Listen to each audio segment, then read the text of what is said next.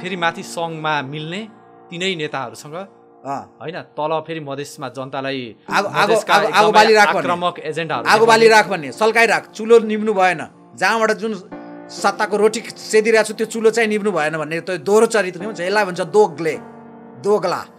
दोगला रणनीति लिएको छ क्या त्यो सब पत्ता साफ हुन्छ यसपालि छोरा पुस्ता बेचिए नाति पुस्ता बेच्दै थिए के बाहना बेच्दै थिए अब यो बेचिरहेर पलायन गराइरहेको देश खोकुलो बनाइरहेको थियो अब बालेनजी जस्ता हर्कसाङपाङजी जस्ता गुलमानजी जस्ता इच्छा शक्ति भयो भने त गर्न सक्दो रहेछ त हामी किन बेकारमा हाम्रो आफ्नो देश नबनाएर किन जाने त यसलाई यिनीहरूलाई ट्र्याकमा ल्याउने यिनीहरूलाई ठिक पार्ने भनेर तराईको चामल बाहिर 2-4वटा देशमा निर्यात गर्थ्यौँ हामी अहिले आयात गरिरहेछौँ गहुँदेखि चामल धान के भन्छ तपाईँले लसुन प्याज सबै आयात गरिरहेछौँ तरकारी समेत आयात गरिरहेछौँ हामीहरूले निर्यात गर्थ्यौँ पहिला तिम्रो पार्टीको 50जना त्यो आएन हाम्रो खेत रोप्न आइदिएन भने हामी फन्ना पार्टीमा जान्छौँ फन्ना पार्टीकोले हामीलाई रोपिदिन्छु भनेको छ फोटोबाजी हुन्छ यार एकचोटि पनि त्यो बाँझो हुँदैन एउटै टार्गेट म 1 वर्षमा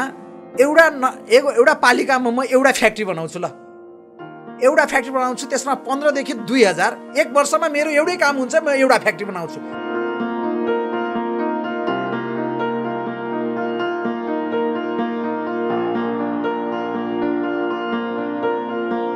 जेनजी आन्दोलनबाट चाहिँ धेरै राजनीतिक दलहरू चाहिँ अहिले फर्मेसन भयो होइन त्यो मध्ये एउटा सर्वोदय पार्टी पनि हो जसको चाहिँ केन्द्रीय सदस्य हजुर पनि हुनुहुन्छ होइन यो दल चाहिँ अब एक किसिमले भन्दाखेरि किन चाहिँ एउटा नयाँ दल चाहिँ दर्ता गर्नुपर्ने आवश्यकता हजुरहरूले देख्नुभयो होइन के कुरा त्यस्तो कुराहरू सिक्नुभयो जुन चाहिँ जेनजी आन्दोलनले हजुरलाई सिकायो त्यो रियलाइजेसन गर्नुभयो र नयाँ पोलिटिकली जानुपर्छ भन्ने कुराको चाहिँ थट आयो हजुरलाई अब जेनजी आन्दोलनले स्पष्ट सन्देश दिएको छ के जनता अब खाली बाचा ढकस्ला होइन यो गर्छु त्यो गर्छु भन्नमा अल्झिन चाहँदैनन् के उनीहरूलाई परिमाण चाहिन्छ परिणाम टाइम बाउन्डेड त्यसमा पनि यति टाइममा यो काम गर्छु भनेपछि त्यो काम गर्नु पर्यो त्यसलाई नै चाहिँ हामीले रिजल्ट दिनलाई चाहिँ यो पार्टी दर्ता भएको र हामी दिन्छौँ एक किसिमले भन्दाखेरि पुराना दलहरूको पनि कुराकानी गर्ने हो भने धेरै दलहरूले अब राजनीतिक रूपले पनि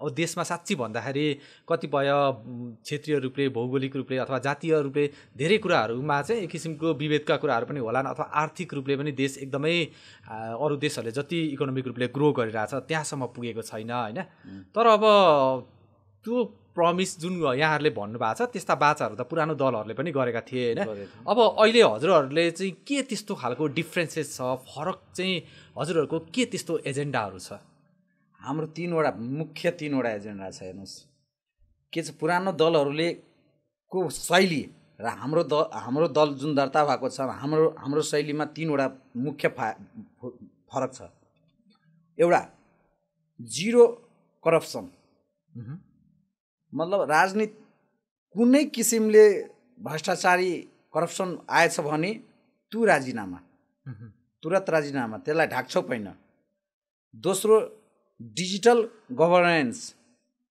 भनेको मतलब सबै अनलाइन नै हुनु पर्यो के कहाँनिर के भइरहेछ सब अनलाइन तपाईँको आफ्नै मोबाइलबाट घर बसी गर्नु पर्यो पर्फर्मेन्स कन्ट्याक्ट प्रत्येक र टाइम बाउन्डेड यो काम यो समयको लागि यतिमा गर्छु सिध्याउँछु भन्दाखेरि त्यो टाइम त्यतिमै गर्नु छैन भने तपाईँको ठाउँमा अर्को आउँछ क्या अर्कोले गर्छ टाइम बाउन्डेड हुनु पर्यो र जुन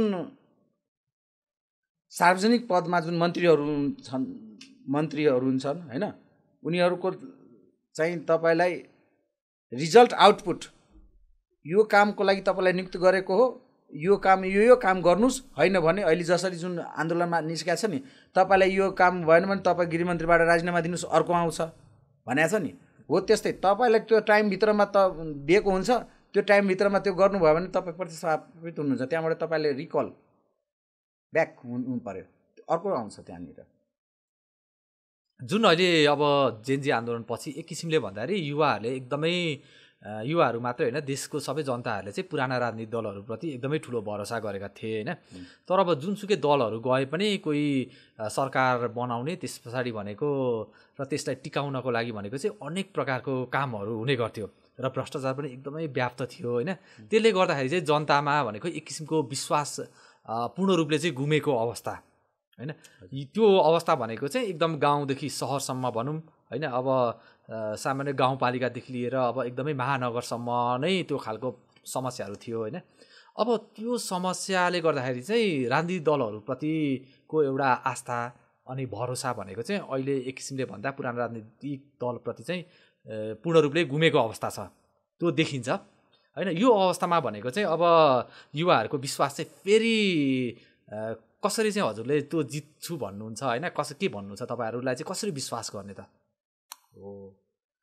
अब यो ज्वारभाटा फुटेको यो आन्दोलन नि, यो ज्वारभाटा फुटेको यो ज्वारभाटा पुरा विस्फोट भएको, ज्वालामुखी विस्फोट भएको यो धेरै पहिलादेखि नै अब मतलब बाउ पुस्ता बेचे, छोरा पुस्ता बेचे, नाति पुस्ता बेच्दै थिए, के बाहना बेच्दै थिए।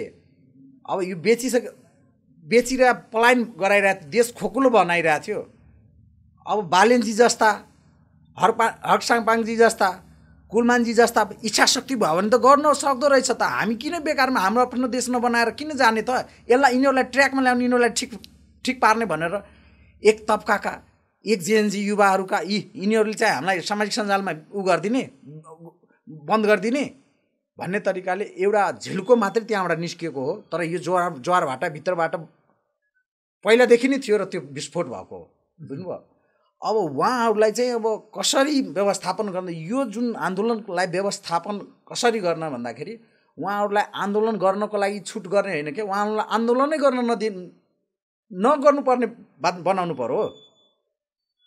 उहाँहरूलाई काम दिनु पर्यो, त्यस्तो त अनुसारले अनुदान दिनु पर्यो, सिपमूलक दिनु पर्यो। 11,33,000 युवालाई चाहिँ डाइरेक्ट प्रत्यक्ष रोजगारी हुने तरिकाले उनीहरूलाई चाहिँ सिपमूलक तालिमहरू दिनु पर्यो। अनि स्टार्टअप कर्जा दिनु पर्यो सरकारले, ल यति गर्नुहोस् भनेर न्यून ब्याजमा। हाम्रै देशको हाम्रै युवा इच्छा शक्ति ल्याएर गर्छ भन्दाखेरि त्यो त कर्जा दिनु पर्यो। यता बिजुली पनि फ्री गर्नु पर्यो, ल 3 वर्ष तपाईँलाई बिजुलीको पैसा तिर्नु पर्दैन, परे पनि 2 रुपियाँ युनिट पर्छ। यस्तो तरिकाले प्याकेजहरू निकाल्नु पर्यो, गर्छ नि। अब जुन हजुरले कुराकानी गर्नुभयो होइन, कतिपय एजेन्डाहरू यति राम्रो एजेन्डाहरूको कुरा गर्नुभयो, तर कस्तो भन्दाखेरि किसानहरूले अनुदान पाउँछ होइन, तर त्यो किसानको अनुदान भनेको चाहिँ कोही गलत व्यक्तिले पाइरहेको छ यहाँनिर अवस्था होइन। अब जुन कर्जाको कुरा गर्नुभयो त्यो पनि अब कृषि कर्जाको लागि भनेर लिएर अनेक ठाउँमा रियल इस्टेट अथवा अन्य व्यवसायमा लगाउने होइन। अब त्यस्ता विभिन्न दुरुपयोग जस्तो भनौँ स्थानीय सरकारदेखि लिएर प्रदेश सरकार अथवा सङ्घीय सरकारको बजेटलाई पनि त्यसै गरेर चाहिँ दुरुपयोग गरिएको अवस्था छ होइन। तिनै दलका कार्यकर्ताहरू अथवा भनौँ उहाँहरूकै कन्स्ट्रक्सन कम्पनीहरू भनौँ अथवा त्यस्ता कम्पनीहरू मार्फत चाहिँ कामहरू हुने अथवा व्यापक भ्रष्टाचार चाहिँ हामीले देख्न र सुन्न पाएको छौँ होइन। अब यो अवस्थामा भनेको चाहिँ त्यो भ्रष्टाचार अन्त्यको लागि चाहिँ कस्ता कदमहरू चाहिँ सर्वोदय पार्टीले अथवा भनौँ राममणि शाह जो चाहिँ केन्द्रीय सदस्य हुनुहुन्छ उहाँका एजेन्डाहरू चाहिँ हो र के हुन् त? अब हेर्नुहोस्, पहिलाको कुरा यस्तै हुन्थ्यो। अब यिनीहरूको पुरानो पार्टीहरूले आफ्नो कार्यकर्ता पाल्न पोस्न र जे कुरामा पनि कार्यकर्ताहरूलाई नै भागभण्डा लगाएर सिध्याउँथ्यो के। त्यसको विद्रोह स्वरूप यो पार्टी दर्ता भएको हो नि त। हामी आउनु परेको कारण त्यही हो त।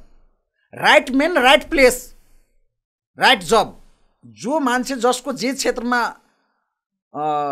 अनुभव छ उसलाई त्यही क्षेत्रको काम दिने र उसलाई पनि दिएर फेरि त्यो उसलाई पनि ट्याकल गर्नलाई त्यो माथि कर्मचारी नियुक्त गर्ने, ट्याकल गर्नलाई ल त्यो काम त्यहीमा भइरहेछ कि छैन, कहाँनिर उसलाई चाहिँ सहयोग गर्नुपर्छ, कहाँनिर उसलाई बुस्ट गर्नुपर्ने हुन्छ, कहाँनिर उसलाई चाहिँ सहयोग गर्नुपर्ने हुन्छ, विज्ञहरू ल्याएर उसलाई चाहिँ कहाँनिर अप्ठ्यारो परिरहेछ त्यहाँनिर उसलाई चाहिँ मद्दत गर्ने तरिकाले फेरि नियुक्त गरिन्छ नि त। मान्छे गर्नुपर्ने नि त, टाइम अनुसारले गर्नु पर्यो, टाइम अनुसारले गराइपर्ने र आउटपुट रिजल्ट राम्रो तरिकाले आउनु पर्यो क्या त्यहाँनिरबाट।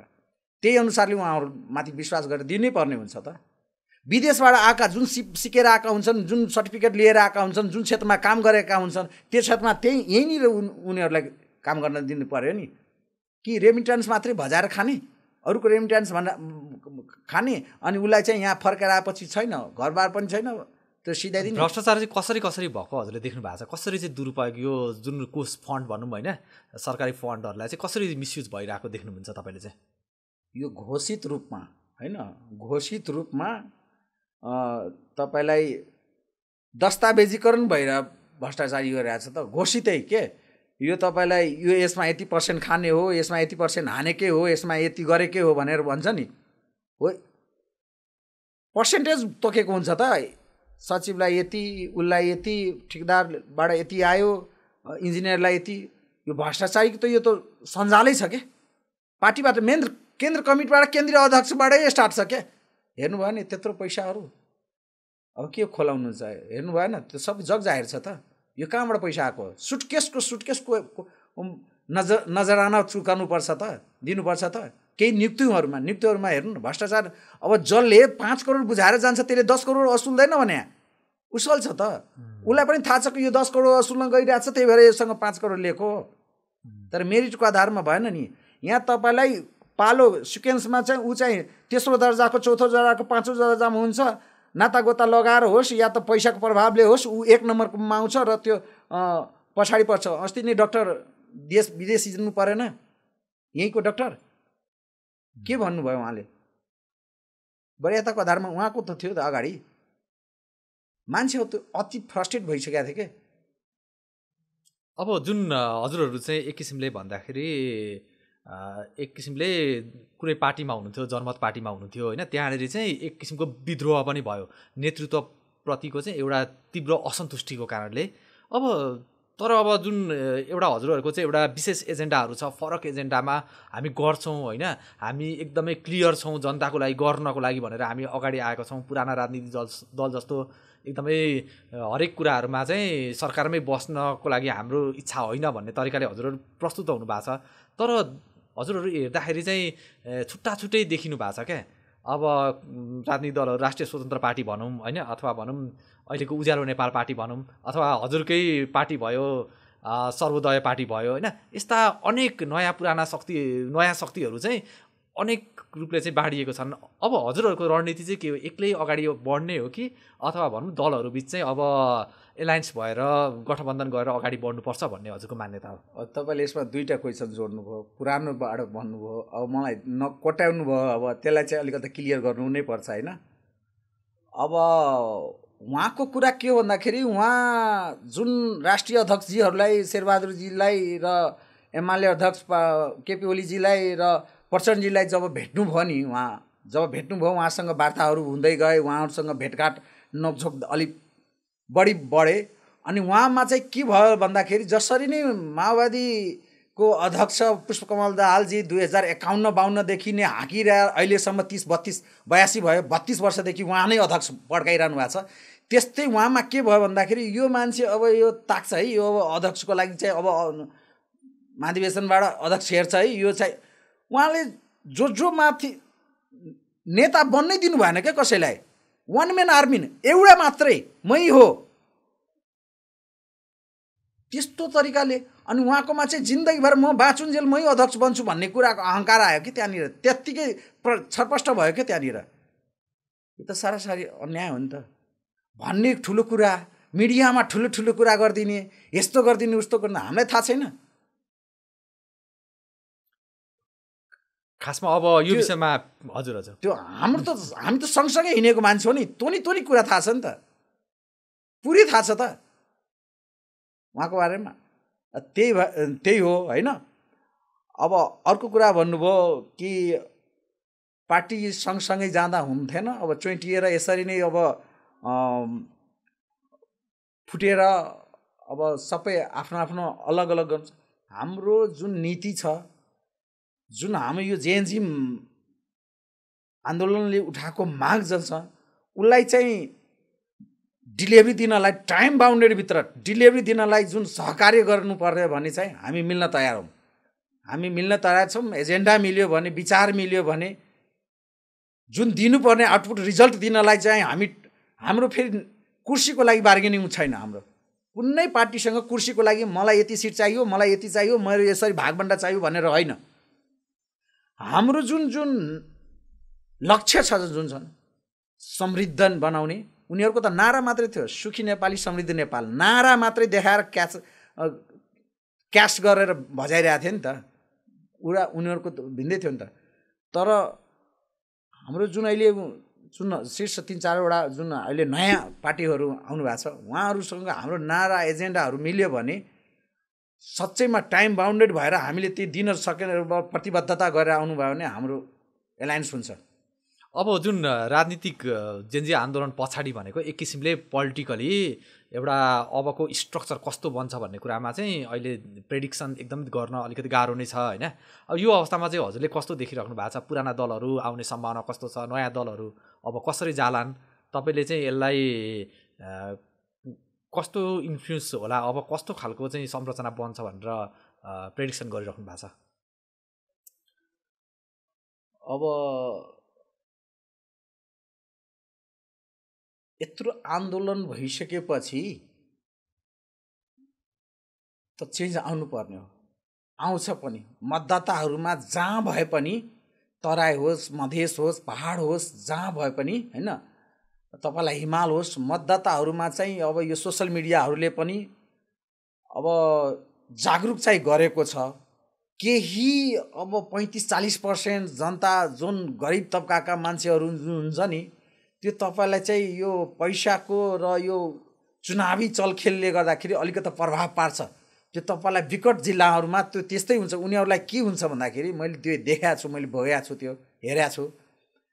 यो जिन्दगी यो पुरै 5 वर्ष 10 वर्ष 7 वर्ष 8 वर्षभरिमा एक जोर लुगा पनि सिलाउन पाएको हुँदैन के। त्यो पुरानो फाटेको दाइले लगाएको भाइले लगाएको कान्छो भाइ बहिनीले, काकाले लगाएको भतिजाले त्यो ट्रान्सफर भइरहेको हुन्छ, लगाइरहेको हुन्छ। जो चुनाव खर्च आउँछ नि, उनीहरूलाई त्यस्तै हालतमा बनाएर छोडेको छ यिनीहरूले नै, यही बुवासाहरूले। तर त्यो तिर्दाखेरि चुनाव आउँदाखेरि 10,000 11,000 जनी घर पछि गरिदिन्छ त। अब के खोलाउनुहुन्छ? 5-5 किलोमिटर एस्कटिङ गराएर शेरबहादुर देउवाजीको उसमा चाहिँ प्रत्येक मत 5,000 बाँडेको होइन, एस्कटिङ गराएर मिडियामा आएको होइन।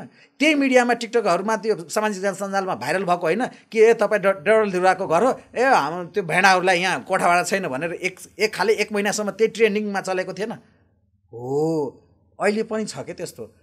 तर त्योहरूको पनि धेरै हरास आउँछ। यो अहिलेको यो आन्दोलनले यो यति शहादत हाम्रो तपाईँको भान्जा छोरा उमेरका होइन सबै जेएनजी भाइहरूको जुन आन्दोलनमा शहादत भएको छ, त्यसले गर्दाखेरि उहाँहरूको रगत त्यो पैसा लिँदाखेरि चाहिँ उहाँहरूले चाहिँ सराप छ के, अनि त्यहाँनिर हात काप्छ के।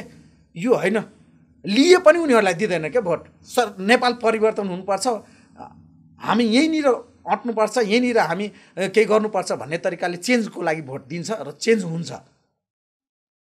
होला। अब जुडेर आएन भने बाँडिएला। अब पुरानै अब त्यो एउटा दुईवटा सिटमा चाहिँ पुरानो अब तालमेल नमिल्यो भने, नयाँ नयाँहरूको तालमेल नमिल्यो भने पुरानैहरूले चाहिँ ट्र्याकल गरेर पुरानैहरू दोहोरिन सक्छ एउटा दुईवटा ठाउँमा। तर अधिकांश ठाउँमा चाहिँ त्यस्तो हुँदैन।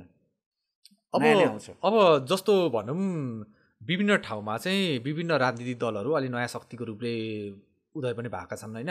अथवा भनौँ केही समय अगाडि चाहिँ पुरानो व्यवस्थाको विरोध गरेर आएको जुन अब सीके राउतकै नेतृत्वको जनमत पार्टीमा हजुर लामो समयसम्म रहनु पनि भयो होइन। अब खासमा त्यहाँभित्र चाहिँ के त्यस्तो खालको डेमोक्रेटिक प्र्याक्टिसहरू हुँदैन थियो कि होइन?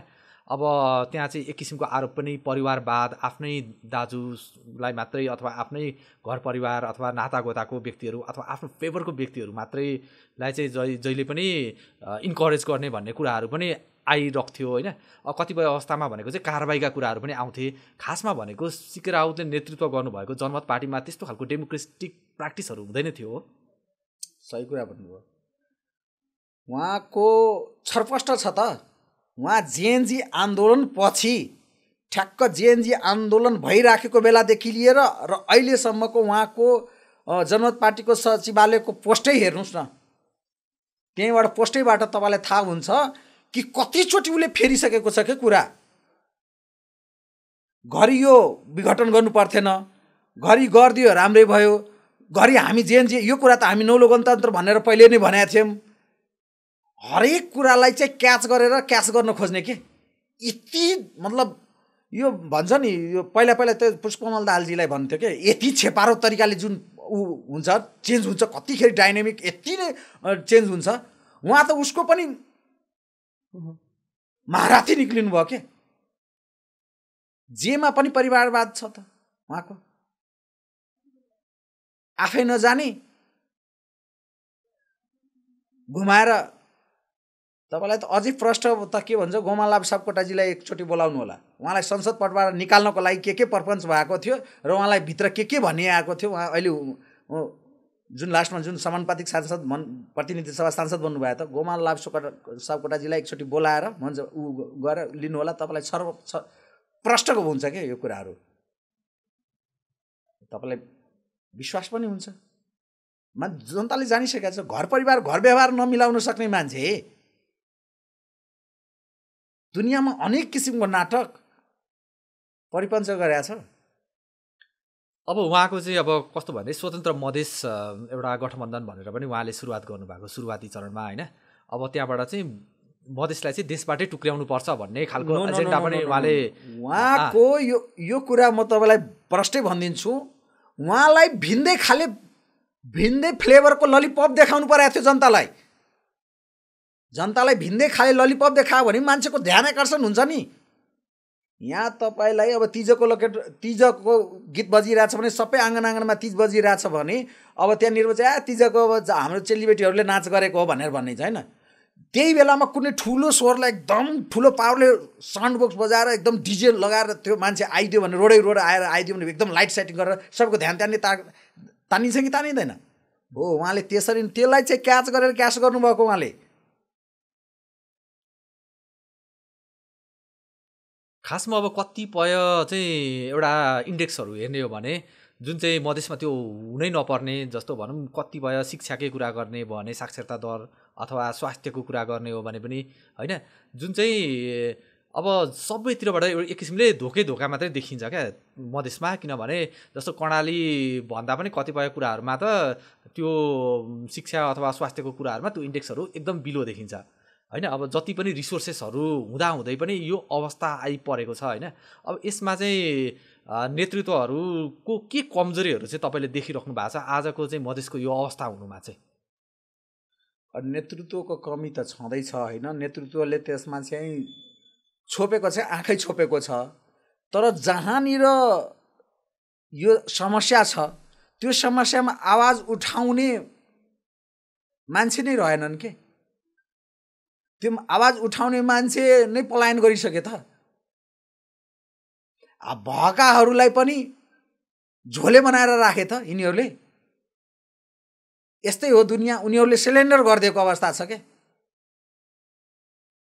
सिलेन्डर गरिदिएको। अहिले अब चाहिँ यो जेएनजी आन्दोलनपछि चाहिँ आश जागेको छ क्या। जुन जति छ बस्या छ होइन। कोही पढाइको बहानामा कोही तपाईँलाई पढाइको लागि कोही रोजगारको लागि कोही अब बढी छैन भने त्यही इन्डिया दिल्ली पन्जाब त इन्डियामा गएर काम गरेछ पलायनै भएको छ क्या। छैन नि यहाँनिर आवाज उठाउने। विरोध भयो भने विद्रोह भयो भने पो त्यो त्यहाँनिर कुरा हुन्छ छैन। अब एक किसिमले भन्दाखेरि तराईलाई चाहिँ एउटा अन्न भण्डार भनिन्छ होइन। अब एकदमै धेरै रिसोर्सेसहरू छ जहाँ चाहिँ धेरै मात्रामा चाहिँ अन्न उत्पादनहरू गर्न सकिन्छ अथवा भनौँ धेरै चिजहरू चाहिँ एउटा सम्भावना छ। अब यो सम्भावनाहरूलाई चाहिँ हजुरहरूले चाहिँ कसरी हेर्नुहुन्छ? यो कुराहरूले चाहिँ खासमा यो सम्भावना छ ठिक छ राम्रो भन्नुभयो। आजभन्दा 35-40 वर्ष पहिला हाम्रै मधेसको तराईको चामल बाहिर 2-4वटा देशमा निर्यात गर्थ्यौँ हामी। अहिले आयात गरिरहेछौँ। गहुँदेखि चामल धान के भन्छ तपाईँले लसुन प्याज सबै आयात गरिरहेछौँ। तरकारी सबै आयात गरिरहेछौँ। हामीहरूले निर्यात गर्थ्यौँ पहिला। भ्यू टावर बनाउनु जरुरी थियो। पहाड त्यत्तिकै भ्यू टावर छ। तपाईँले ड्याम कहाँबाट कसरी हुन्छ 24 घन्टा 24 महिना कसरी त्यो पानी जानुपर्छ र तराईको जमिन सिँचाइ जानुपर्छ भन्ने कुरा तपाईँ कुनै राष्ट्रिय पार्टीको अध्यक्षलाई राष्ट्रिय राजनेता भनाउँदाहरूको मेनिफेस्टोमा देख्नु भएको थियो। कहीँनिर उनीहरूले निकाले यो कुरा कि सिँचाइ भयो भने खाद मल बिउ पायो भने उनीहरूलाई शीत भण्डार राख्यो भने एक गाउँ एउटा शीत भण्डार बनेर एजेन्डा ल्याएर राखिदियो भने हुन्थ्यो नि। बनाएन। भ्यू टावरमा खर्चे पैसा त्यहाँनिर बनाएको भए त त्यो भ्यू टावरको पैसा चाहिएन पनि त्यो भ्यू टावरको पैसाले नै त्यो भइहाल्थ्यो त्यो हुन्थ्यो नि त। आखिर यत्रो हाइड्रो पावरहरू बन्नलाई यत्रो गर्नलाई चाहिँ बनोस्, राम्रो कुरा हो। जे छ हामी त्यसैमा नै क्याच गर्ने, त्यसैलाई नै क्याच गर्ने हो, त्यसरी नै हामी बन्ने। तर यो जमिनलाई मरुभूमि बनाइदिने पार्टीको कार्यकर्ता, एउटा कुरा म भन्छु तपाईँलाई, पार्टीको प्रत्येक गाउँमा तपाईँले त वार्डमा लिनुहोस्, फन्ना पार्टीको ल एमालेको फन्ना वार्डमा गएर 50वटा नेता बन्छ।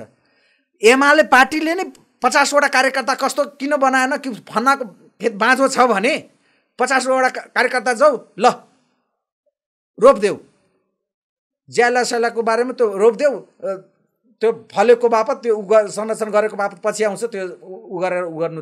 त्यो कार्यकर्ता नै बनाइदिएको भए हुन्थ्यो नि त। कार्यकर्तालाई चाहिँ गरे ल जहाँ खेत बाँझो हुनुपर्ने खालि नारा लगाइदिने, 1 इन्च पनि बाँझो हुनु हुँदैन। डाँडाका डाँडा पाखाका पाखा खेतको खेत बाँझो भइरहेछ। खोइ त टास्क फोर्स बनाउनु परेन त्यहाँनिर? आफ्नो पार्टीको प्रत्येक गाउँ विषयमा 50-50वटा निकालिदिनु त। तिम्रो पार्टीको 50जना त्यो आएन, हाम्रो खेत रोप्न आइदिएन भने हामी फन्ना पार्टीमा जान्छौँ, फन्ना पार्टीकोले हामीलाई रोपिदिन्छु भनेको छ। ओडबाजी हुन्छ यार, एकचोटि पनि त्यो बाँझो हुँदैन। भनेपछि यो सबै व्यवस्थाहरू नै टोटली एक किसिमले परिवर्तन गर्नुपर्छ भन्ने चाहिँ हजुरलाई लाग्छ? अहिले जे सिस्टमले पोलिटिकल पार्टीहरू चलिरहेको छ त्यो स्ट्रक्चरले अब काम गर्दैन। अब टाइम बाउन्डेड चाहियो 100%। हजुर महोत्तरी 2मा चाहिँ हजुरले चाहिँ के त्यस्तो खालको काम गर्नुहुन्छ एक लाइनमा भन्दाखेरि चाहिँ? महोत्तरी क्षेत्र नम्बर 2मा तपाईँलाई अहिलेसम्म हेरिरह्यो भने सानोतिनो सडक ढलान अनि बगाडा के त्यहाँनिर हाम्रो जातको लागि, यो सहनीको लागि, यो हाम्रो के भन्छ कुम्हालको लागि, यो तपाईँलाई डोम समुदायको लागि, यो चमार समुदायको लागि, यो फन्नाको लागि यो एउटा कहचरी यस्तो तरिकाले हामीलाई अब बरात सरात आयो भने यसो 50-60 जना 100 जना अट्ने तरिकाले त्यो पनि भ्याइ नभ्याइ, कुनैमा प्लस्टर छ कुनैमा त्यस्तो तरिकाले संरचना बनाइदिने मात्रै काम भयो क्या। सानोतिनो पुल यसोहरू बने होइन।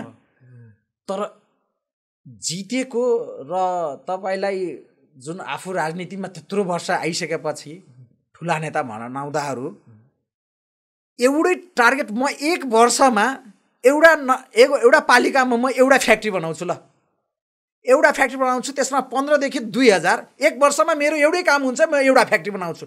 1500 देखि 2000 सम्म त्यहाँनिर सबै योग्यता अनुसारको त्यहाँनिरको आफ्नो मतलब गाउँ 7-8वटा गाउँका मान्छेहरू त्यहाँनिर आएर काम गर्न पाओस्। त्यस्तो गरे त आजसम्म? एउटा गरेन। म तपाईँलाई ढुक्क तरिकाले भन्छु, एउटा मेनबत्ती फ्याक्ट्री पनि छैन, एउटा मेनबत्ती फ्याक्ट्री पनि खोलेन। अझ एउटा अहिले चाहिँ पछिल्लो समय भनौँ अथवा लोडसेडिङको एकदमै व्याप्त समस्या थियो होइन, जुन कुलमान घिसिङले चाहिँ एक किसिमले भने सिस्टमभित्र बसेर चाहिँ सिस्टमलाई नै एक किसिमले सुधार गर्नुभयो होइन। तपाईँ पनि त्यस्तो खालको साहसी सुधार लागू गर्नको लागि एक किसिमले तयार हुनुहुन्छ? एकदम मजाले। म त पहिला नै भनिरहेको छु, मेरो मुखमा खालि त्यही कुरा आउँछ, टाइम बाउन्डेड। हामीलाई तपाईँले टाइमभित्रमा रिजल्ट दिएनौँ भने अर्कोचोटि त हामी फेरि मेट भन्छ। कुन मुख लिएर हामी आउँछौँ चुनावमा? कुन तरिकाले आउँछौँ? हामीलाई डबल मौका नै परेन क्या। हामीलाई एकचोटि मौका दिनु पर्यो, र सर्वोदय पार्टीलाई राष्ट्रिय पार्टी बनाउनलाई चाहिँ अत्यधिक मत साउन्डपातिकमा पनि हालिदिनु पर्यो। र जहाँबाट उठाएका छन्, म एउटा कुरा यो पनि भनिदिन्छु, हुनसक्छ हामीबाट कुनै कहीँ गल्ती भइसकेको छ भने, कुनै त्यस्तो तरिकाको हातमा टिकट परेको छ भने, हामीलाई नराम्रो मान्छे छ भने तपाईँलाई लाग्यो भने राम्रो मान्छेलाई भोट दिनुहोस्, नारा होइन। अनि यो कुरा जुन मान्छेले तपाईँलाई चुनावी वादा, चुनावी जुन आउँछन्, तपाईँलाई अब त घर दैलोमा आउँछ, अब चुनाव भोट माग्नलाई अनेक किसिमको डिगडिगिया, अनेक किसिमको त्यो आफ्नो पिटाराहरू पिट्न आउँछ। तपाईँ रेकर्ड गरेर राख्नु होला, सबैजना रेकर्ड गरेर राख्नु होला। त्यो रेकर्ड अनुसारले काम गरेको छैन भने किन गर्नु भएन भनेर एकदम त्यो रेकर्ड गरेर राख्ने देखाउने त्यही हो हाम्रो परिणाम। त्यहीलाई न योमा कति काम भएछ, कति अगाडि भएको छ, प्रत्येक 3 महिनामा प्रतिवेदन लिनुहोस्। हाम्रो त छ त, हाम्रो घोषणापत्र अब निस्किन्छ, त्यसमा त सबै हुन्छ। प्रत्येक 3 महिनामा हामी रिजल्ट दिन्छौँ। यो प्रत्येक 100 दिनमा यति यो काम गऱ्यौँ भन्ने तरिकाले त्यो पर्फर्मेन्स रिपोर्टहरू चाहिँ हजुरहरूले एकदमै ओके। जुन अहिले सीके राउतले चाहिँ मधेसको मुद्दा उठाएर चाहिँ उहाँले एक किसिमले भन्दाखेरि अब धेरै कुराहरू उठाउनु पर्ने भयो। त्योभन्दा अगाडि पनि उपेन्द्र यादवहरूले पनि उठाउनु भयो। कतिपय कुराहरू चाहिँ राजनीतिक रूपले त परिवर्तनहरू धेरै कुराहरू पनि भयो, जस्तो भनौँ अब सङ्घीयतामा देश गयो अथवा अरू कुराहरू त भयो। तर अब जनताको चाहिँ एकदमै निड्स डेली लाइफको कुरा गर्ने हो भने जो चाहिँ अब रोजगारीको लागि भनौँ अथवा दैनिक गुजारा गर्नको लागि पनि त्यो कुरामा चाहिँ चेन्जेस आएन क्या, होइन? अब हजुरले चाहिँ त्यस्तो खालको मधेसको चाहिँ के त्यस्तो मुद्दा देख्नु भएको छ? अझ भनौँ महोत्तरीकै अथवा हजुरले जुन क्षेत्रबाट चाहिँ अब निर्वाचन हजुर लड्नु हुँदैछ महोत्तरी 2लाई नै हेर्ने हो भने त्यस्तो के कुरामा चाहिँ हजुरको मुद्दा हुनेछ? एउटा कुरामा फोकस हुनु पर्यो भने सबभन्दा पहिला जनचेतना पुरै सबैलाई यो भेडा बाख्रा तरिकाले जुन अहिले किनबेच गरिरहेछ नि, तिनीहरूलाई एउटा मुहिमै चलाउनु पर्छ। तपाईहरूलाई जिन्दगीभर तपाईँको त्यो आँखा छोपेर तपाईँको प्वाख जुन निकालेको छ नि, उहाँहरूले नै निकालेको हो। अहिले तपाईँले आँखा खोलिदियो र दाना दिँदाखेरि तपाईँलाई लागिरहेछ कि यो दाना दिँदाखेरि उहाँ नै हो सर्वसर्वा, उहाँ नै मालिक हो भनेर लागिरहेछ। उहाँहरूलाई पहिला यो कुरा गराउनु। सब शिक्षा स्वास्थ्य फ्री हुनु पर्यो। सबभन्दा पहिला शिक्षा स्वास्थ्य फ्री हुनु पर्यो र प्रत्येक वर्ष कम्तीमा एउटा पालिकामा एउटा फ्याक्ट्री चाहिँ हुनु पर्यो, किसान केन्द्र हुनु पर्यो। उहाँको बजारमा जुन खेतमा उब्जिन्छ त्यो खेत उब्जियो भने उब्जिएको अनाज कुहियो भने उसको कुहिएको ल्यायो भने उसले डबल पाउने हो के। मेरो कुहियो भनेर तपाईँले लिनु भएन, मलाई किसान केन्द्र खोलिदिनु भएन, तपाईँले राखिदिनु भएन, स्टोरेज गरिदिनु भएन, तपाईँले वादा गर्नुभएको थियो यो गरेन भने मलाई यो डबल दिनुहोस् क्षतिपूर्ति। उहाँले डबल त्यो इन्सुरेन्स भयो, उसको कुहिएको नै त्यो इन्सुरेन्स प्रमाण भयो कि त्यसले डबल पाउँछ त्यसको क्षतिपूर्ति। त्यस्तो तरिकाले कमिटमेन्ट हुनु पर्यो, त्यस्तो तरिकाले काम हुनु पर्यो। अब जुन एक किसिमले राजनीतिक एउटा माफियासँग चाहिँ कतिको तपाईँ भिड्न सक्नुहुन्छ त? एक किसिमको एकदमै भ्रष्टाचारले एउटा धेरै नै व्याप्त छ, होइन? यो कन्डिसनमा चाहिँ हजुरले कसरी भिड्ने त यसमा? अब हेर्नुहोस्, राजनीति अब फोहोर भन्छ, होइन? एकदम राजनीति फोहोर हो। तर डिलमा बसेर फोहोर हो भनेर भन्नेहरूले चाहिँ फोहोर हो। त्यो राम्रो भनाउँदाहरू सुटपुट लगाएर बाहिर अब मै हुँ भन्नेहरूले चाहिँ फोहोर देख्ने नै हो, होइन? अब राम्रो मान्छे आउन नचाहने, अब जसको हालिमुहाली छ उनीहरूलाई नै छोडिदिने र यो भएन त्यो भएन भनेर स्ट्याटस लेख्ने र त्यो कमेन्ट लाइक गर्ने मात्रै भयो के। आफै आउनु पर्यो, के गर्नु पर्यो त्यसमा। र यो जुन हो अब यत्रो शहादत दिएर अब परिवर्तन गर्छु भनेर उनीहरू त मर्नै गर्छु भनेर गएको होइन, तर गए। अब उहाँहरूले चाहिँ यो नेपाल बन्छ र केही गर्न गर्छु भनेर हुटुटीको साथ गएछ पनि, जाने गए पनि के भएर माफिया हो भने के गर्छ? धेरैमा ज्यान लिएला, नाम त बोल्ला नि फलाना यो कुरा गरेको थियो, यो कुरा चाहिँ ल्याउन कमर कस्याएको थियो भनेर एउटा कुरा त निस्किन्छ नि। अर्को राममणि निस्किन्छ नि त। जस्तो अब राममणि शाह भन्ने बित्तिकै चाहिँ अब धेरैजनाले चाहिँ एउटा सेयर मार्केटको एउटा विज्ञको रूपले चिन्छन्, अब एउटा स्टक एक्सचेन्जको एउटा ट्रेनरको रूपले, होइन, एउटा पोर्टफोलियो म्यानेजमेन्ट गर्ने एउटा एक्सपर्टको रूपले हजुरलाई धेरैजनाले चिनिरहेछन्। आर्थिक रूपले चाहिँ हजुरबाट पनि धेरै मान्छेले सिकिरहेको छन्, होइन? यहाँले एउटा अभियानै पनि चलाउनु भएको छ। अब यो कन्डिसनमा चाहिँ अब के भनिन्छ भने नेपालमा नेताको चाहिँ कमी छैन, तर छ भने इमान्दार नेताको कमी छ, होइन? यो अवस्थामा चाहिँ हजुरले आफूलाई चाहिँ एउटा इमान्दार नेता अथवा भनौँ नयाँ चाहिँ अब परिवर्तन गर्न चाहने एउटा युवा जेन्जी युवाहरूको चाहिँ एउटा आकाङ्क्षालाई बुझ्ने नेताको रूपले चाहिँ हजुरले आफूलाई कसरी साबित गर्नुहुन्छ?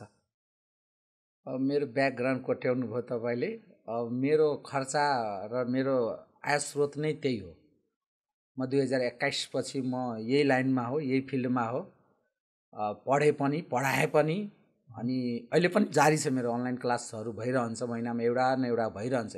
प्रत्येक महिना 10 जना 12 जनालाई लिएर सर्टेन। अब म धेरै पनि टाइम लिँदिनँ, 10 मिनटदेखि 10 दिनदेखि 15 दिनमा म सकाउने तरिकाले लिन्छु र त्यसबाट पारिश्रमिक आउँछ। मेरो अब खर्चावर्चा त्यसरी नै चलिरहेछ अहिलेलाई। अबको भनेपछि इलेक्सन पछाडि भनेको ट्रेन्ड कस्तो हुन्छ त? अब मार्केट भनेको चाहिँ एकदमै कतातिर जान्छ त? अप हुन्छ कि डाउन हुन्छ? हजुरले कसरी हेर्नुहुन्छ? चुनाव अब 2 चरणमा होस् या 3 चरणमा होस्, तर ज्येष्ठभित्र चुनाव चाहिँ भएरै छाड्छ। यो कुरा बुझ्नु होला। एकै चरणमा चुनाव चाहिँ सम्भव जस्तो देखिँदैन है, मेरो देखाइबाट हैन। ज्येष्ठसम्म चाहिँ चुनाव भएरै छाड्छ। 2 चरणमा होस् या 3 चरणमा होस्, चुनाव भएरै छाड्छ। चुनाव हुनलाई भए पनि यता मार्केटको तर्फबाट हेर्दाखेरि चुनाव हुनलाई पनि एकचोटि चाहिँ मार्केटले चाहिँ एकचोटि र्याली चाहिँ दिन्छ, एकचोटि चाहिँ कमाउन दिन्छ। चुनाव हुनुभन्दा पहिला त्यो र्याली दिएन भने, कमाउने मौका दिएन भने चुनावै सारिदिन पनि सक्छ क्या। म त्यति त उज, किनकि अब हामीहरूको सरकारलाई ट्याक्स पे गरेर आउने पैसा यहीबाट हो क्या। हाम्रो जे छ अब चुनावै खर्च भनौँ, हामी यहीँबाट आउँछ, यहीँबाट जे आउँछ त्यही गरेर गर्नुपर्ने हो। त्यही भएर चाहिँ म त्यति आशावादी चाहिँ छु म आफ्नो तर्फबाट, यति भने। अब भनेपछि मार्केटमा चाहिँ एकदम राम्रो देख्नु भएको छ सम्भावना चाहिँ स्टक मार्केटमा। हजुरले एकदमै अहिले इन्भेस्टमेन्ट गर्ने राइट टाइम हो? राइट टाइम भन्दा पनि अब त्यही अब विकली लगाएर यसो हेर्नुहोस्। अब लोलोमा डे लोलोमा अब आफूले ट्याकल गरेको, आफूले रडारमा जुन राख्नु भएको छ वाच लिस्टमा, त्यसमा अब आउँछ। अब यो 2600, 2500, 2600 भन्दा तल जाँदैन मार्केट अहिले, यही हो। अब तर नेप्से किन्ने होइन, आफ्नो सेलेक्टेड एक्टिभ उसमा अहिले हेर्नुहोस् न, नयाँ सबै आइपिओ लिस्टिङ भएकाहरू सबैले दिइसके त, 25देखि 30-40% दिइसक्यो। अब तिनीहरूले अब कमाउने हो, त्यसरी नै हो, आफ्नो आफ्नो रणनीति हुन्छ। अब हजुरलाई चाहिँ होइन, अब अहिले हर्क साङपाङ हुनुहुन्छ, बालेन हुनुहुन्छ, कुलमान होइन, उहाँहरूलाई चाहिँ यदि हजुरले चाहिँ एउटा सँगै काम गर्न चाहनु भयो भने चाहिँ सबैजनालाई छान्दाखेरि चाहिँ कसलाई चाहिँ के कामको लागि चाहिँ हजुरले कोलाबोरेसन गर्नुहुन्छ, अथवा हजुरकै एजेन्डामा चाहिँ कसको चाहिँ कुन कुरामा स्ट्रेन्थ देख्नुहुन्छ र हजुरले कसरी हेर्नु भएको छ? मैले चाहिँ सामाजिक सञ्जालमै अब कुनै बेलामा चाहिँ मलाई साथीभाइहरूले होइन भन्नुहुन्थ्यो कि रामणीजी तपाईँ चाहिँ अब कुन पार्टीमा जाने, या कुन पार्टी अब तपाईँ पनि अब अहिले स्वतन्त्र छु भन्नुहुन्थ्यो। अब कुनमा के जाने, मैले मेरो मुखबाट आएको थियो भन्दाखेरि गोपी हमालजी, बालेनजी, कुलमानजी, हर्क साङपाङ, यो 4 जना मध्ये 4 जना त एक ठाउँमा आउँदैन होला होइन। यो 4 जना मध्ये 3 ठाउँ जुन ठाउँमा बस्नुहुन्छ 3 जना त्यही पार्टीमा म जान्छु। म उहाँको एउटा सिपाही भएर काम गर्छु। यदि उहाँहरू चाहिँ मिल्दिनु भयो भने, जुन महोत्तरी 2लाई चाहिँ एक किसिमले अफ द रेकर्ड हजुरले भन्नुभयो, एउटा भ्रष्टाचारको चाहिँ एक किसिमले अखडा भनौँ अथवा एउटा नेटवर्कै सृजना भएको छ। अब यहाँ चाहिँ कस्तो तरिकाको कसरी चाहिँ भ्रष्टाचार भएको छ, कुन क्षेत्रमा भनौँ अथवा कसरी भएको चाहिँ हजुरले देख्नु भएको छ? अब महोत्तरीमा विकास शून्य छ, कहीँ केही छैन। हाम्रै नगरपालिकामा भन्ने भने काङ्ग्रेसबाट मेयर हुनुहुन्छ, विकास कतै केही गरेको छैन। यसो माटो समसमाए जस्तो गर्यो, डोजर लगाए जस्तो गर्यो, विकास कहीँ केही भएन। आफ्नै त्यही झोले, आफ्नै त्यो कार्यकर्ता यताउतालाई अब बाँड्ने यताउता गर्ने बाहेक अरू केही गरेकै छैन। 2 कार्यकाल भयो उहाँको होइन।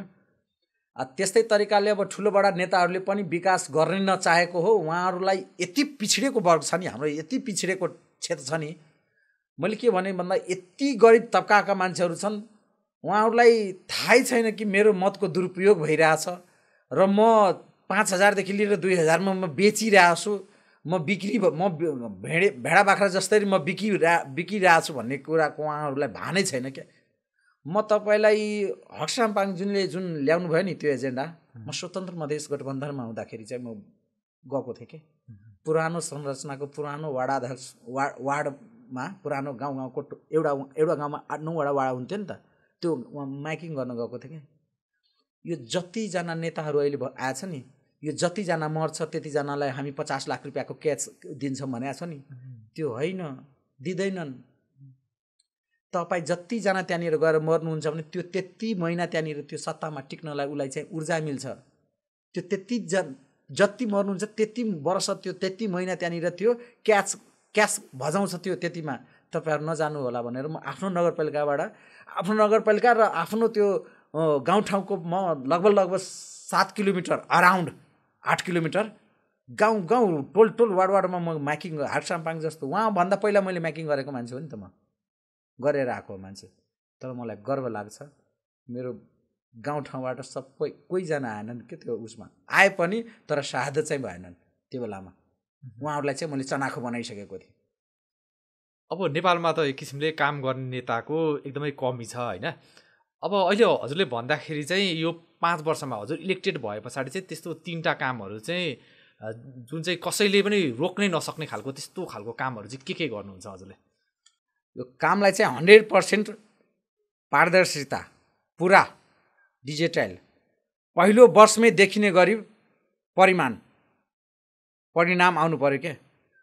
त्यसमा कृषिमा क्रान्ति, रोजगारी र डिजिटल सेवा, जनतासँग प्रत्यक्ष संवाद, प्रत्येक 3 महिनामा प्रगति विवरण दिने, सार्वजनिक गर्ने के, रिपोर्ट पुरा सार्वजनिक गर्ने, यो भइहाल्यो। यो 3वटा चाहिँ टाइम बाउन्डेड हाम्रो यो 3वटाको चाहिँ प्रतिबद्धता छ। अब यो सिस्टम बिग्रिएको त अब सबैलाई थाहा नै छ होइन। तर तपाईँलाई सिस्टम ठिक पार्न चाहिँ पहिलो एउटा किक स्टेप चाहिँ के हुनुपर्छ? फर्स्ट स्टेप चाहिँ हामीले केमा चाहिँ हजुरले देख्नुहुन्छ? यो तपाईँलाई 50% यो सरकारी जुन छ नि सरकारी काम सबै 50%सम्म यही 5 वर्षको कार्यकालमा चाहिँ डिजिटलाइज गर्नु पर्यो क्या यसलाई। अनि स्थानीय उत्पादनलाई निर्यातमा 2 गुणा वृद्धि गर्नु पर्यो कम्तीमा।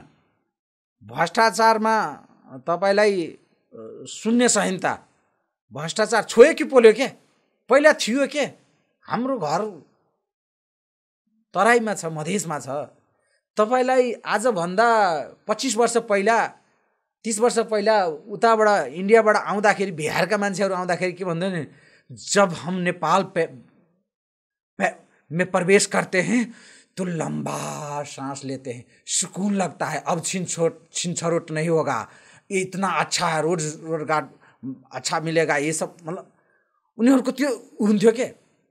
बिहार भन्दा उसलाई चाहिँ पोजिटिभ हुन्थ्यो के। अहिले तपाईँलाई मोदी जबदेखि आउनुभयो उहाँनिर होइन, मोदीको शासनदेखि अब जब मधेसमा आउँछ नि अनि उनीहरूलाई चाहिँ अब डर लाग्छ के भरे चाहिँ हामी त एकदमै धेरै नै पछाडि परिरहेछौँ के।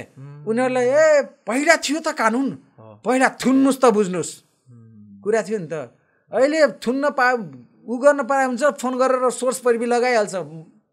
यस्तो उस्तो ठुलोलाई के अरे सानोलाई कानुन ठुलोलाई चेन भएछ त अहिले। अब महोत्तरी 2 को कुरा गर्ने हो भने चाहिँ अब हजुर जस्तो चाहिँ युवा एक किसिमले अध्ययनशील आर्थिक रूपले पनि आर्थिक कुशल नेताबाटै चाहिँ र परिवर्तन सुरु गर्नुपर्छ भन्ने छ होइन।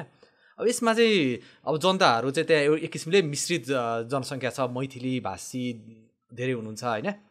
अब यसमा उहाँहरूलाई चाहिँ एउटा मैथिली भाषाबाटै चाहिँ हजुरले भन्दा चाहिँ अहाँकी मैसेज की छे? हमर मैसेज यही छै, बहुत रंग के सिकारा सब तो सिकेरा सब, मतलब बहुत रंग के सिकेरा सब तो कत जना मतलब शिकारीले त्यो कहावत छ के एउटा, शिकारी आएगा दाना डालेगा जाल में नहीं फंसना है। बकिरहेको हुन्छ तर फसिरहेको हुन्छ के पोपट, त्यो पोपट बन्नु परेको छैन। छिट्न आउँछ भने लिनुस् के, मजाले लिनुस्, त्यो पनि समाउनुस् र हिसाब गरेर भन्नुस् के मलाई प्रत्येक दैनिकी 5 वर्षको लागि जानुहुन्छ 50 रुपियाँ होइन 100 रुपियाँ रोजीले मलाई 5000 नदिनुस्, 3000 नदिनुस्, 2500 नदिनुस् हैन, मलाई प्रत्येक दिनको हिसाबले मलाई 100 रुपियाँ दिनुस्। मतलब 365 × 5 × 100 यति पैसा दिनुस् भन्नुस्। त्यसको बाउले पनि दिन सक्दैन हैन। त्यति दिएछ भने तपाईँ मतभेद दिनुस्। ल दिँदैन पनि तपाईलाई एक गाँस 15 दिनको लागि चाहिँ खानालाई 15 एक जोर लुगाको लागि 5000 को लागि चाहिँ तपाईँ म चाहिँ नबेच्नु होला। देश बनाउनु छ, टाइम बाउन्डेड, जसले रेकर्ड गरेर गीता कुरानमा छोएर, एक हातमा गीता र एक हातमा कुरान छोएर, र जसले भन्छ कि भिडियो बनाउनुस् र यो भिडियो बाहेक म अन्यथा कतै मिस्टेक भएको छु भने म भए चाहिँ मलाई त्यो कालो मोसो गरेर कालो पोतो गरेर जुत्ताको माला लगाएर मलाई पिट्नु होला भनेर पहिले कमिटमेन्ट गर्छ नि। मञ्चमा ठुलो कुरा भाषण होइन, जसले कमिटमेन्ट गर्छ त्यसलाई मात्रै जिताएर ल्याउनुहोस्। तर पुराना नेताहरू त यतिको कमिटमेन्ट त गर्न सक्दैनन्। पहिल्यैदेखि नै उसको त ऊ छ, करप्ट र भ्रष्टको पुरा उसको त सकान्छ, फाइल माथि फाइल च्याङ छ त। तर खोला बगाउन आउँछ त अहिले आउँछ त उनीहरूको चुनाव खर्च यसपालि डबल हुने हो। तर पनि उनीहरूको हात लाग्ने भनेको 25% भोट हो। जो आवाज हाम्रो पुग्दैन जहाँनिर, उनीहरूले चाहिँ जहाँ हामी चनाखो बनाउन सक्दैनौँ होला, हाम्रो 2-4वटा सिट कमै आउला, मानौँ न 2-4वटा सिट कमै आउला, तर हामी पब्लिकमा चाहिँ यो कुरा प्रस्ताइदिन्छौँ, यो कुरा सचेत गराउन चाहिँ यसपालि हाम्रो त स्टार्टिङ हो नि। अब हाम्रो मैथिली भाषी कतिपय भोटर्सहरू होइन, जसले चाहिँ अलिकति कम्फर्ट भनेको नेपाली भन्दा पनि मैथिली भाषामै एउटा मेसेज आयो भने चाहिँ उहाँहरूले राम्ररी बुझ्नुहुन्छ होइन। उहाँहरूलाई अथवा भनौँ भोजपुरी भाषीहरूलाई हजुरको त एकदमै राम्रो छ, हजुरले नेपाली मैथिली भोजपुरी सबै भाषाहरूमा राम्ररी बोल्नुहुन्छ होइन। यो हिसाबले चाहिँ उहाँहरूलाई चाहिँ यही सन्देश चाहिँ दिँदाखेरि उहाँहरूकै बुझ्ने भाषामा भन्दाखेरि चाहिँ एक किसिमले मेसेज जाओस् न। हम तो ये कह चाहे छी कि हम सब अपना सब जे बाजार में एगो माटी के बर्तन लिए जाइ छी तो बर्तन के ठोक ठेठा के लिए छी कि माटी के बर्तन के ठोकित रहे छी, टन टन आवाज अभी कि नहीं अभी। बचिया के विवाह करी छिए तब पूछी छिए कि दुर्व्यसनी में है कि न है, गलत आचरण है कि न है, ओकरा दोसर ओकर संगी साथी केहन है, कते पढ़ल लिखल है, ये कते खेत पथार है, चाहे कते मतलब लड़का में गुण की है, ते अनुसार से हम अहाँ ई देश बड़का भारी देश बनावे के लागी नीति नियम कानून बनावे के जगह पर ओकरा चुन के लके चुन के पठा रहल छिए। ओकरा अहाँ ई सब कुछो नहीं बुझ पाए छिए। ओकरा ओकर वधा ओकर देख लड़ाई खुआई रड़ाई ओकरा पछा झुंड आयल देख के ओकर हो में लाइक के ओकरा पीछा पड़ जाए छे, ओकरा वोट द दै छिए है ना। आ तकर बाद में इहो नहीं बुझी छी कि हमर भविष्य की केना है, हमर बच्चा पढ़ते लिखते नहीं लिखते, ये अभी तक कोनो स्कूल कॉलेज नहीं खोलल के, कोनो चीज़ के कमिटमेंट अनुसार के काम नहीं कर दिल के, न रोजगार के बात कल के, न कोनो एको गो फैक्ट्री डालल कि अत्ते साल में 30 साल 25 साल 30 साल भ गए, बार बार मंत्री भ रहा है, एको बाजी ने कोनो काम कर दिल के। हम कहीं तो मिस तो नहीं भरल छी, अहाँ के गलत मत के तो गलत उपयोग तो नहीं भ रहा है, अब भ रहा है कि आप जाग जाओ कि नहीं कहे चैन से सोना है तो अब जाग जाइए, त्यही हो के। म त यो भन्छु सर्वोदय पार्टी त्यत्तिकै चाहिँ दर्ता भएको होइन। यो जेएनजी को जुन माग छ त्यो मागलाई टाइम बाउन्डेड भएर टाइम भित्रैमा डिलिभरी दिनलाई चाहिँ दर्ता भएको हो। अब जेएनजीले डाइरेक्टै राजनीतिको कुरा गरेको छैन, सम्य पथ भएर 3वटा तरिकाले आर्थिक क्रान्ति पनि गर्छ। तपाईलाई अब यो चुनावको बेलामा चाहिँ त्यति यो अब यो कुराहरू प्रश्न नआउला, तर आउँदो दिनमा तपाईलाई सर्वोदय पार्टीको भिन्दै धार छ के, भिन्दै। यो चुनावी राजनीति त हाम्रो तेस्रो धार हो, तेस्रो चीज हो, त्योभन्दा पहिल्यै छ के। आर्थिक छ, शिक्षामा क्रान्ति छ, रोजगार, यो सबै तरिकाले रोजगार स्वरोजगार पनि बनाउने के, त्यस्तो तरिकाले चाहिँ हाम्रो चाहिँ स्टेप बाई स्टेप काम हुन्छ। हामीहरू तपाईहरुको घर दैलोमा आउँदैछौँ हैन। र एउटा कुरा चाहिँ म अन्तिममा यो भन्छु, फेरि आउँछ तपाईहरु फेरि ठुलठुलो बडा बडा पार्टीहरुको नाम लिस्ट बिल्ला टाङ्नलाई, तपाईहरु नाङ्गिन र खर्चिए आफूलाई चाहिँ लुटाउनलाई चाहिँ तपाईहरु चाहिँ टिकट पनि नलिदिनु होला के, तपाईहरुको जमाना जफ्त हुनेवाला छ। जुन सर अहिले हाम्रो भदौमा भयो जेनजी आन्दोलन होइन, त्यसमा भनेको त्यहाँ आइपुग्नको लागि एकदमै युवाहरूको चाहिँ पुराना दलहरूप्रतिको एक किसिमले भरोसा चाहिँ टुटेको थियो होइन। अब उहाँहरूलाई चाहिँ फेरि आशा जगाउनको लागि, किनभने एउटा राजनीतिक रूपले अनुभवी व्यक्तिहरूले पनि हाँक्नुपर्ने हुन्छ। अहिलेकै अब जेनजी आन्दोलन पछाडि नै पनि अहिलेको सरकारको नेतृत्व भनेको त अनुभवी व्यक्तिहरूले हाँकिराख्नु भएको छ नि त। अब यो केसमा भनेको चाहिँ किन चाहिँ अब हजुरले के भन्नुहुन्छ, यी पुराना व्यक्तिहरू हजुर जस्तो अभिभावक जस्तो भएर अथवा भनौँ युवाहरूलाई पनि सँगै लगेर चाहिँ कसरी भरोसा दिँदै चाहिँ हजुरहरू अगाडि बढ्ने चाहिँ तपाईँहरूको रणनीति छ तपाईँहरूको पार्टीको चाहिँ?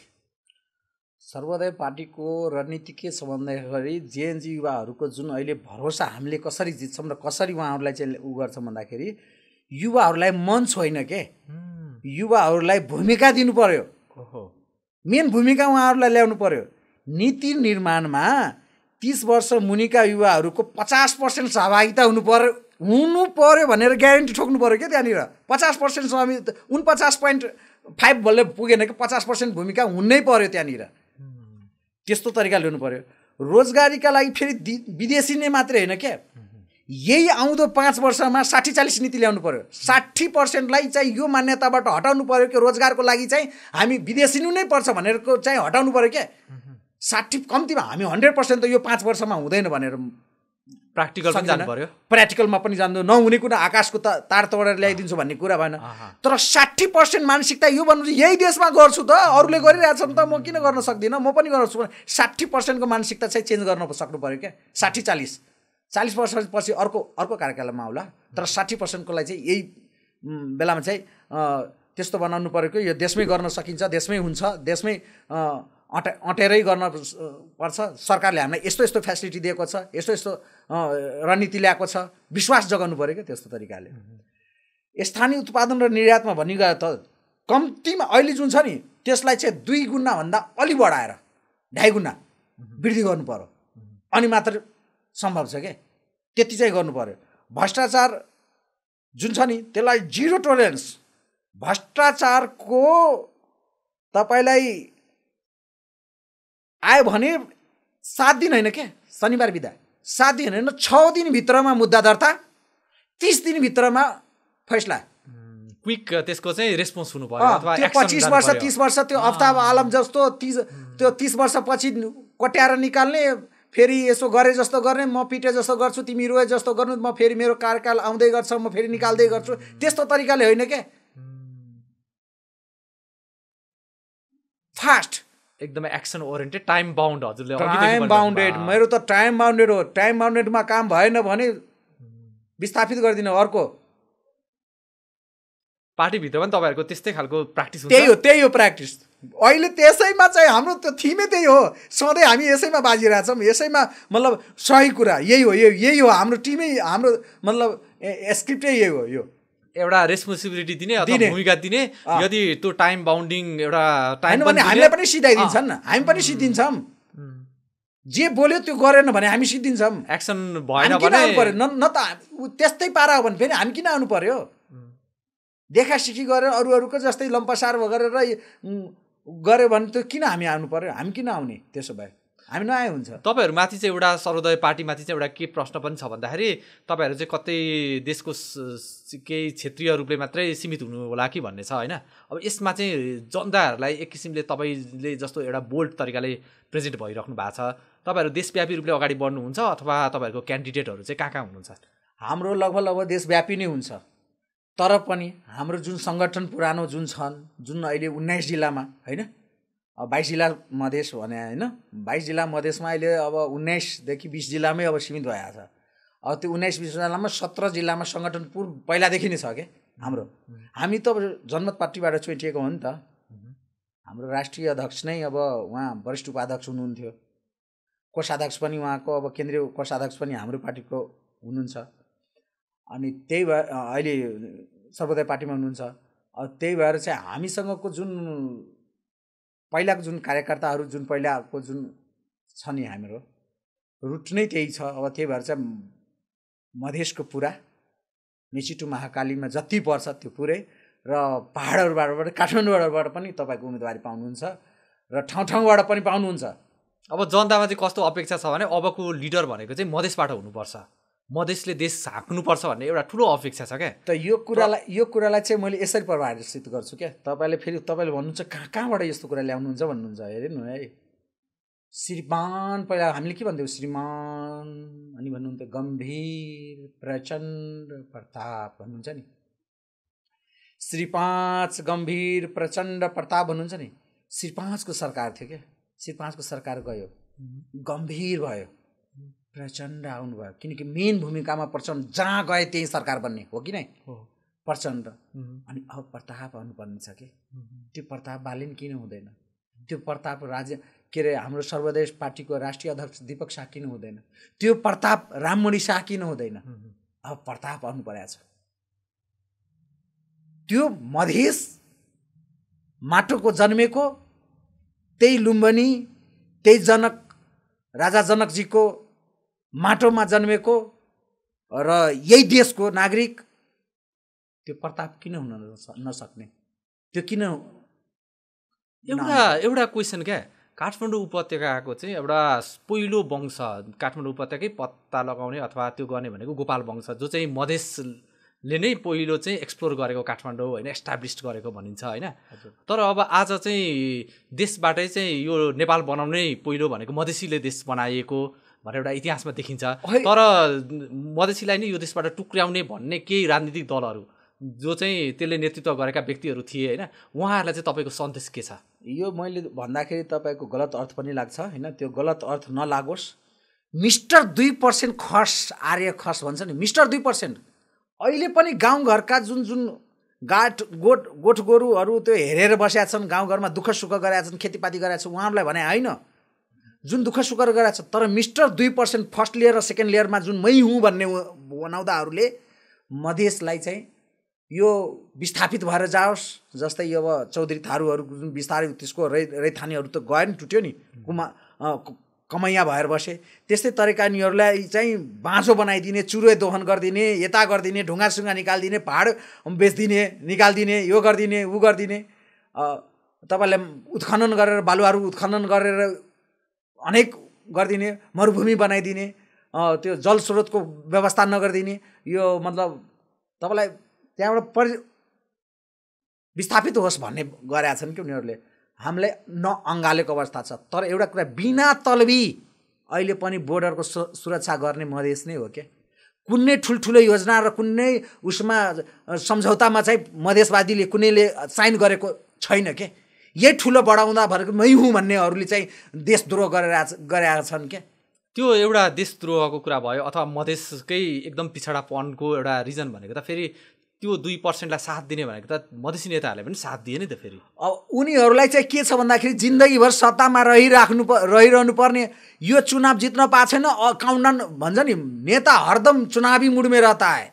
अब उसले अहिले भर्खर चुनाव लड्यो, अर्को चुनावको लागि उसलाई चाहिँ जोहोर गर्नु परिहाल्छ, किनकि उसले त्यस्तै तरिकाले बनाएको छ, संस्कार नै त्यस्तरी बनाएको छ। अहिले यो वर्षमा 5 करोड खर्च गरेर आयो भने अर्को 5मा 11 करोड खर्च गरेर मै जितेर आउँछु भने त्यो त 11 करोड कमाउनुमा लागि बस्छ त। अनि त्यो 11 करोड कमाउनलाई चाहिँ सत्तामा टाँसिनु परेन उनीहरूलाई चाहिँ हजुरको मेसेज कस्तो छ? अब इनफ भइसक्यो, नट अगेन। अब जुन मधेसी एजेन्डा जुन थियो, पुरानो एजेन्डा, मधेसलाई चाहिँ जहिले पनि झुटो आश्वासन दिने, घरि स्वायत्त मधेस एक प्रदेश, घरि यो ललिपप वाला फ्लेभर गयो क्या। यथार्थमा खुट्टा टेकेर अब जे छ त्यो धरातल फेरि माथि सङ्घमा मिल्ने तिनै नेताहरूसँग होइन, तल फेरि मधेसमा जनतालाई आक्रामक एजेन्डाहरू आगोबाली राख भन्ने, सल्काइराख, चुलो निभ्नु भएन, जहाँबाट जुन सत्ताको रोटी सेदिरहेको छु त्यो चुलो चाहिँ निभ्नु भएन भन्ने त्यो दोहोरो चरित्र हुन्छ। यसलाई भन्छ दोगला रणनीति लिएको छ क्या। त्यो सब पत्ता साफ हुन्छ यसपालि, पत्ता साफ। थ्याङ्क यू सो मच हजुरलाई, धन्यवाद।